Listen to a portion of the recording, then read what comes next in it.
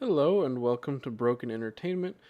So I haven't set aside the 2.5 hours it apparently requires to watch Wonder Woman 1984 yet, and I still want to do the review, but I'm not terribly driven by it because of everything I keep hearing.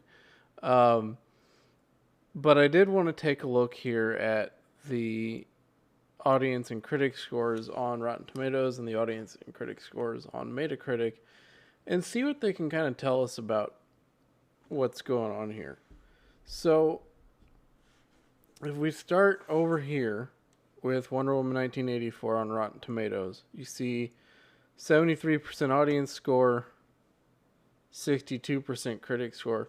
The interesting thing there is that Rotten Tomatoes is a very unreliable site that tends to shill pretty hard for movies like this one.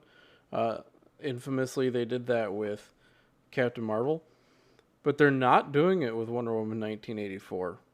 And you kind of see everyone on both sides of entertainment attacking this movie in different ways, but almost all of them seem to be saying the same thing in that it's boring.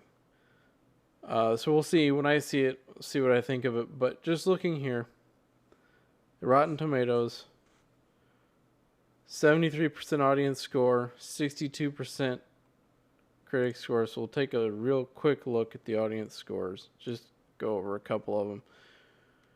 If you're watching this movie for the first time, it does not have the same feel as the first film. It comes off as really corny and goofy. The movie tries to stage a poor attempt at being in the early 1980s. Storyline is crazy dumb.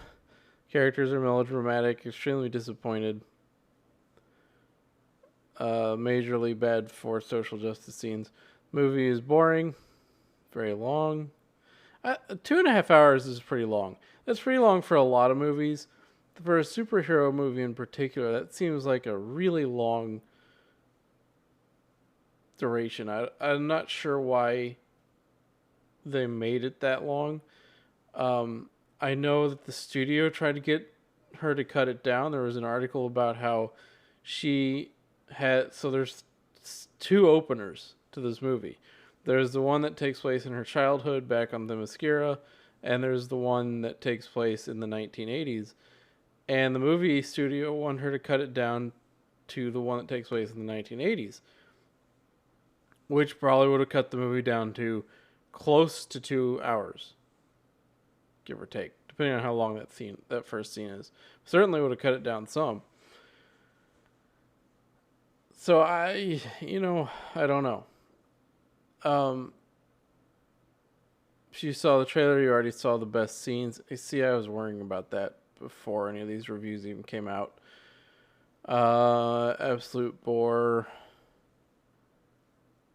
Complete train wreck. One of the worst movies I've ever seen. Ouch.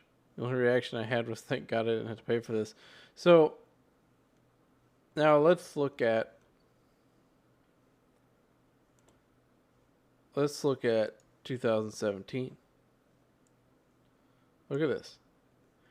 93% critic, 84% audience out of 132,000 reviews. People love this movie. And the sequel, they don't. I mean, that's just straight up. That's the situation we're in. And if you look over here at Metacritic, we have pretty much the same story. 4.3% user score. 559 critic reviews. So overwhelmingly negative reviews. A fair amount of about half of the reviews, about half the number of negative reviews to positive reviews, and then some mixed ones thrown in.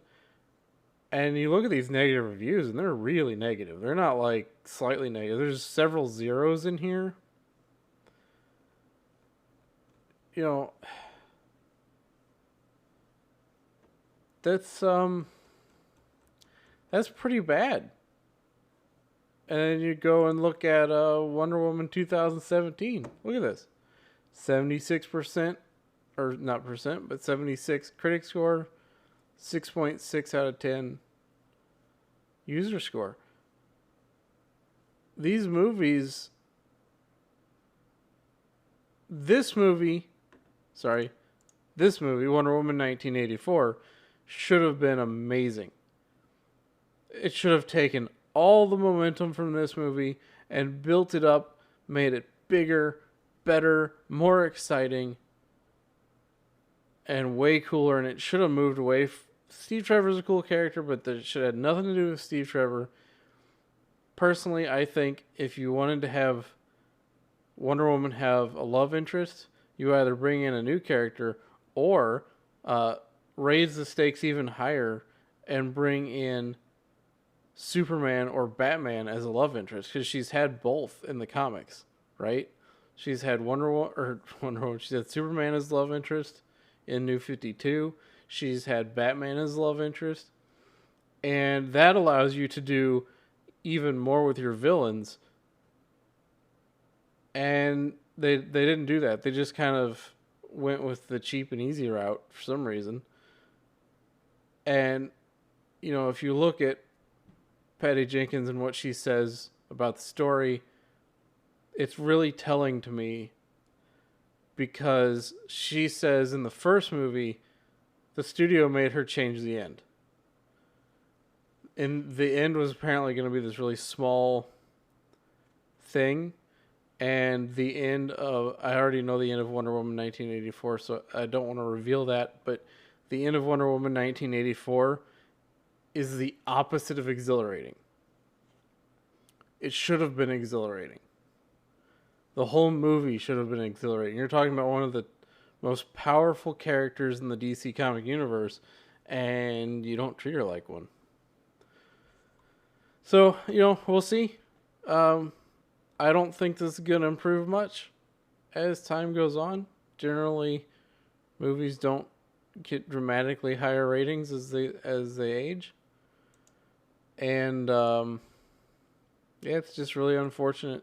I think these numbers on both critic sites speak pretty heavily for themselves. The difference is huge, especially in the critic score. So, looks like a big failed opportunity by DC, unfortunately. So if you like the video, hit the like button, consider subscribing to the channel if you aren't, and ring the bell for notifications, and I will see you next time.